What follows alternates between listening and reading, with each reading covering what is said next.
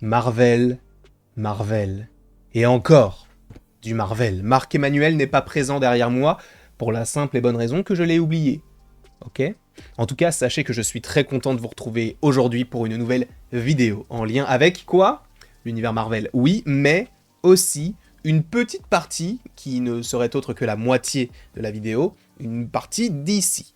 Parce que nous avons des rumeurs qui fleurissent au fur et à mesure des jours, des semaines, que dis-je, et donc là, nous avons du nouveau, notamment du côté de Daniel RPK. Je précise quand même pour les gens qui ne feraient pas la distinction entre une rumeur et une information. Une information, c'est quelque chose qui pourrait ne pas forcément être, on va dire, véritable par la suite, notamment peut-être qu'il y a des gros médias comme Variety, etc., qui se sont déjà trompés en proposant leurs informations, mais on a aussi surtout des rumeurs qui là pour le coup c'est encore plus friable entre guillemets, dans le sens où on ne dit pas que cela va arriver, mais que cela pourrait arriver, un peu comme une théorie, même si une théorie sort de l'esprit de quelqu'un, là ça vient possiblement donc on va dire des studios tout simplement. Et donc il y a 3 choses en lien avec DC, 3 choses en lien avec Marvel, et si je ne dis pas de bêtises, en vrai il y a un peu de spoil, notamment sur le dernier projet des Midnight Suns. Donc, bon, si vous ne voulez rien savoir, quittez la vidéo dès maintenant. Mais, on peut commencer tout de suite avec ceci, DC Studios, un logo que vous connaissez peut-être, alors pas encore pour le coup du côté des films ou encore des séries, puisque je vous rappelle que le premier projet DC Studios véritable, ou en tout cas qui a été annoncé, devrait être Creature Commandos, qu'on devrait avoir, je crois, pour le mois de décembre, si je ne dis pas de bêtises.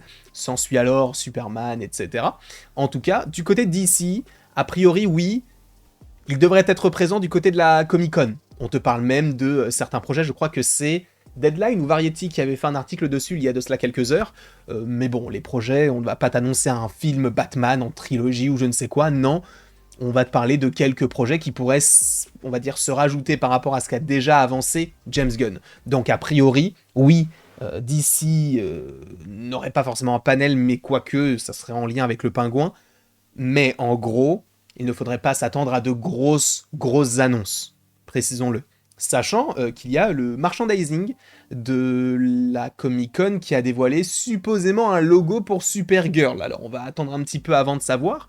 Je pense qu'il est possible que Supergirl peut-être est un logo, quoique en vrai, si on ne s'attend pas à grand-chose, on verra de toute manière. Sachant que Supergirl, bon on a le temps, sort en juin 2026, un film qui sera réalisé par Craig Gillespie, si je ne dis pas de bêtises, donc qui avait déjà réalisé Cruella.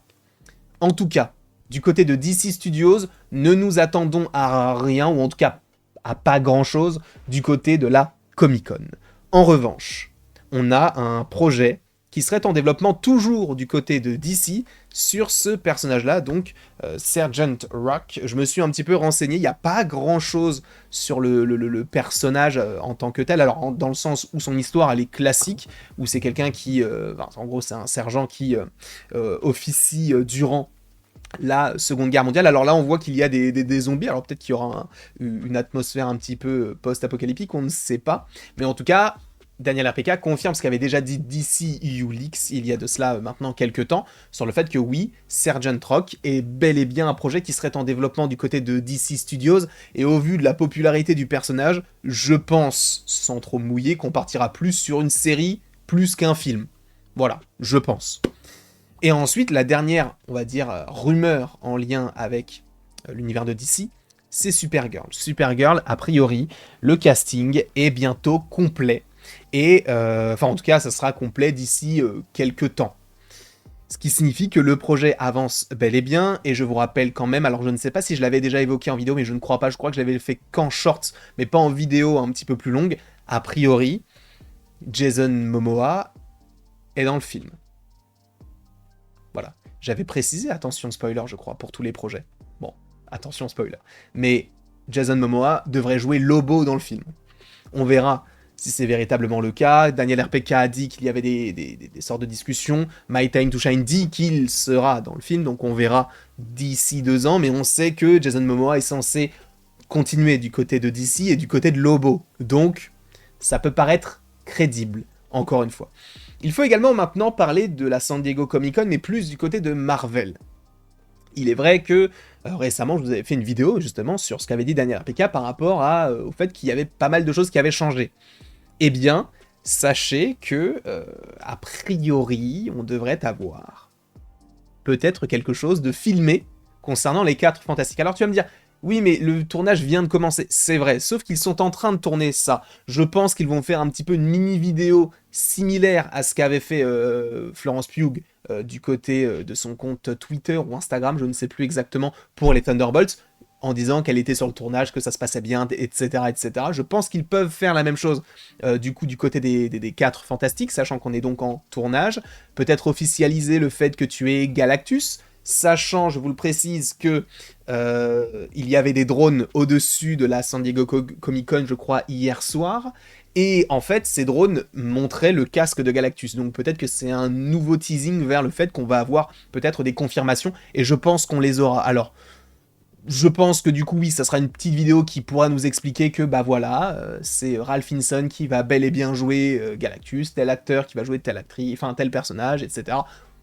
On verra, mais en tout cas, on devrait avoir pas mal de choses lors de la Comic-Con.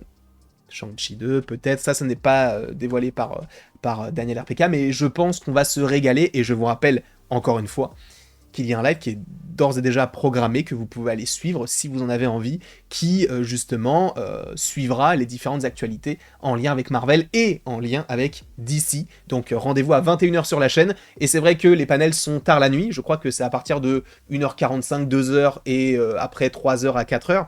Mais à partir de 21h, on va passer la soirée ensemble, on va faire des jeux, peut-être vous faire gagner des petites choses, ça pourrait être aussi sympa de vous remercier, vous, la communauté, en faisant des jeux, etc. Bref, ça va être génial. J'ai vraiment hâte d'être à samedi soir.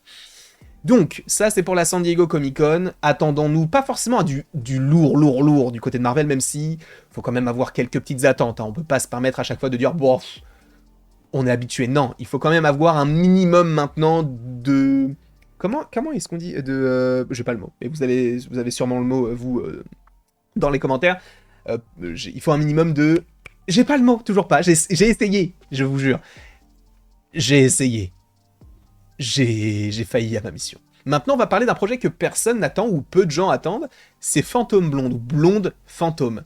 Sachez qu'a priori, ils auraient pour projet de tourner l'année prochaine.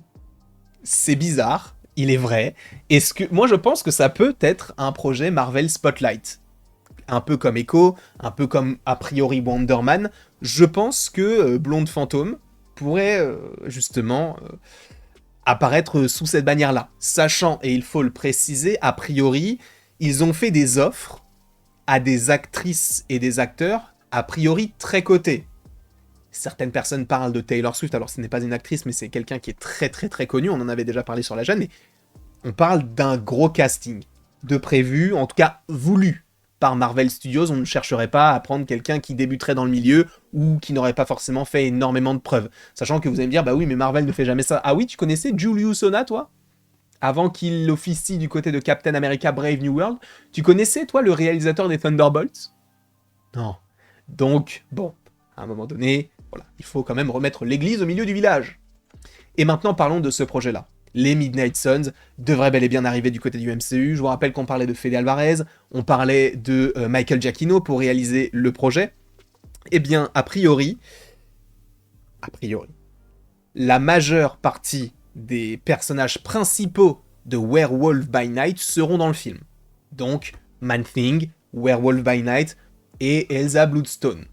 Ce n'est pas mentionné tel quel, mais on peut supposer, puisque en vrai, tu ressors qui de ce film-là et des personnages qui ont survécu. Il n'y a que Elsa Bloodstone, Man-Thing ou Werewolf by Night, donc on va partir sur le fait que oui, ces 3 personnages-là feront partie des Midnight Suns. Voilà les différentes rumeurs que j'avais à vous évoquer concernant l'avenir du MCU d'un côté et de DC de l'autre. Je vous remercie grandement d'avoir été présent devant cette vidéo. N'hésitez pas à l'aimer, à la partager, à la commenter, à vous abonner. Bref, vous faites ce que vous voulez.